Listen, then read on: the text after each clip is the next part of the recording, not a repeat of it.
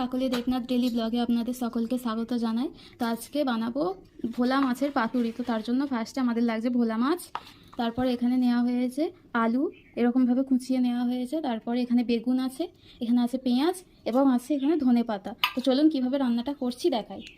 দিয়ে দেবো হলুদ, দিয়ে দেবো একটু লবণ, দিয়ে দিলাম এটা কাঁচা লঙ্কা বাটা, মধ্যে দিয়ে দেওয়া হবে সর্ষে গুঁড়ো, মধ্যে একটু শুকনো লঙ্কার গুঁড়ো দিয়ে দেব।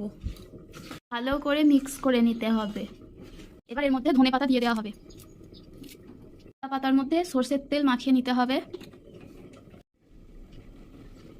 কড়াটাকে ভালো করে গরম করে নিয়ে কলা পাতাগুলো এর মধ্যে দিয়ে দেব।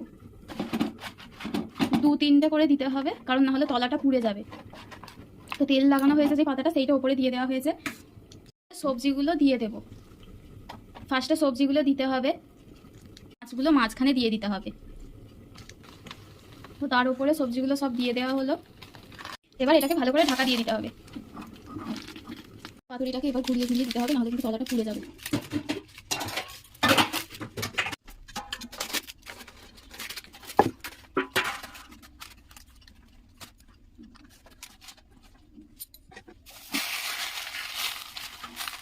হয়ে গেছে, এবার আমি এটাকে নামিয়ে নেব।